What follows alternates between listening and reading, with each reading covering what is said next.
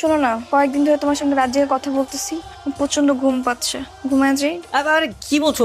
Please please তুমি ফোনটা রেখো না। তুমি ফোন রাখলে আমার মনে হয় যে এই বুঝি তুমি রিলেশনটাও রেখে দিলে। তুমি একটা কাজ করো, তুমি ঘুমিয়ে পড়ো, আমি সারা রাত ভিডিও কলে থেকে তোমার ঘুমানো দেখবো। কি বলো আসলেই? হ্যাঁ। আচ্ছা ঠিক আছে। আহ আমার জানটা কত সুন্দর লাগছে, ঘুমানো অবস্থাও মনে হচ্ছে যে একটা পরীর বাচ্চা। আসসালামু আলাইকুম শ্বশুর মানে আঙ্কেল। ওয়ালাইকুম আসসালাম। কতদিন ধরে চলছে এসব? না মানে আঙ্কেল 1 মাস ধরে চলছে। তোমার বাবা মাকে নিয়ে আগামী শুক্রবার আমার বাসায় আসবে। কি বলছেন, যে সত্যি?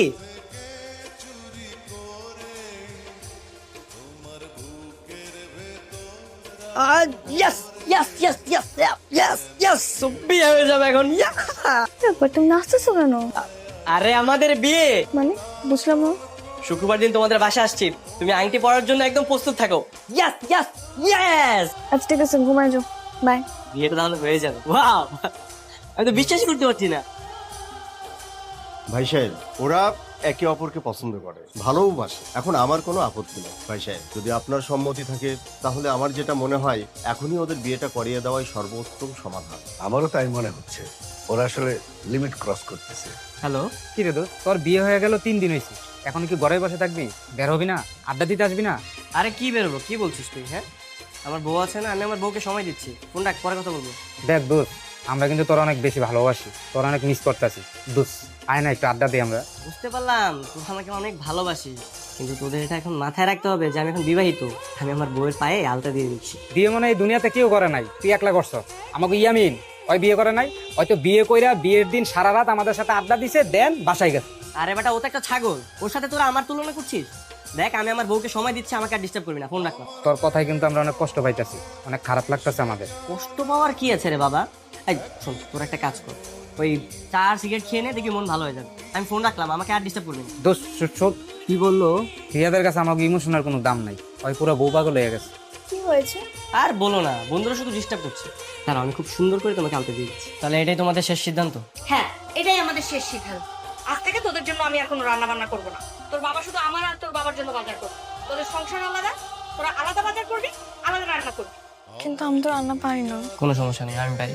আমি তোমাকে হেল্প করবো, আর তাও যদি তুমি না পারো, প্রয়োজনে আমি রান্না করবো। তাইলে কাল থেকে তোদের নিজের খরচ নিজেই চালাবি। হ্যাঁ, প্রয়োজনে নিজেরাই চালাবো। আর তোমরা কি ভেবেছো, হ্যাঁ, যে তোমরা এইসব কথা বলবে আর তোমাদের কথায় কি আমাদের ভালোবাসা কমে যাবে? কখনোই।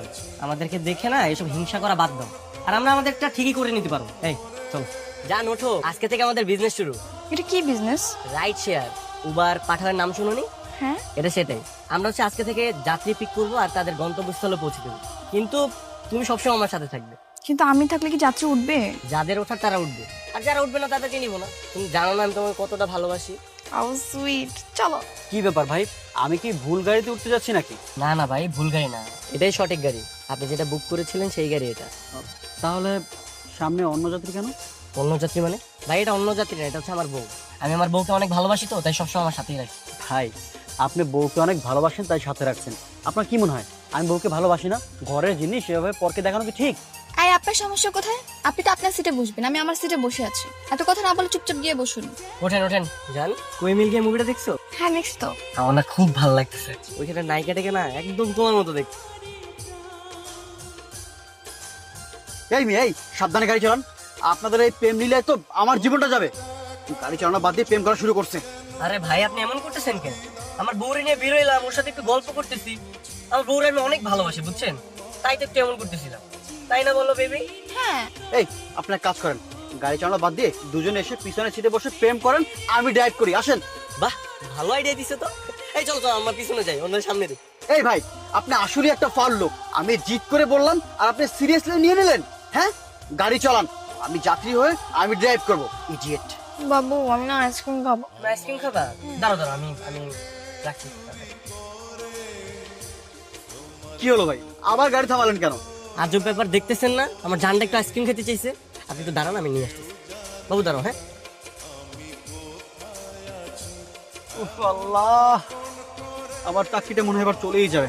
এই আপা শোনেন, আপনাদের এই রঙ্গলীলা দেখতে দেখতে আমার চাকরিটা চলে যাবে। শেষে কি হবে জানেন? আমার বউ বাচ্চা নিয়ে রাস্তায় নামতে হবে। তার চেয়ে বরং আমি অন্য গাড়ি নিয়ে যাইগা। বসে থাকেন আপনি। হ্যাঁ হ্যাঁ হ্যাঁ যান যান, আপনার মতো যাচ্ছি আমাদেরও দরকার নেই। একটু সহ্য হয় না কারো প্রেম। বাবু আসো। কি হয়েছে বাবু, তোমার কি মন খারাপ? কি হয়নি সেটা বলো। কি হয়েছে বলো আমাকে। আমরা তো কত সুন্দর সারাদিন একসাথে ছিলাম, তোমার তো খুশি হওয়ার কথা। খুশি হওয়ার কথা তাই না?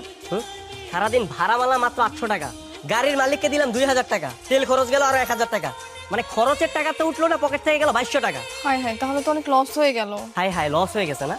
সব দোষ তো তোমার কারণে হয়েছে। মানে তোমার আইসক্রিম খেতে হবে, তোমার ওই সময় আইসক্রিম কেন খেতে হবে আমাকে বলো তো? তুমি আমাকে আইসক্রিম খাওয়ার কোটা দিলা। তাহলে কি করবো? মানে তোমার আইসক্রিমের খোটা দিব না? মানে ওই সময় যদি তোমার আবদারগুলো আমার না পূরণ করতে হতো তাহলে তো আমার এই মানে খরচের টাকাটা অন্তত উঠতো। তোমাকে বিয়ে করাটাই না আমার সবচেয়ে বড় ভুল হয়েছে। খরচ যখন চালাতে পারবে না তাহলে বিয়ে করছো কেন? ও মানে এখন সব দোষ আমার তাই না? নিজের আবদার করার সময় মনে ছিল না তোমার এগুলা? ও এখন আমার এই ছোট ছোট বায়নাগুলো তোমার কাছে খুব বড় হয়ে গেছে তাই না? এখন আর ভালো লাগে না। ঠিক আছে থাকো, আমি গেলাম বাপের বাড়ি, আর থাকবো না।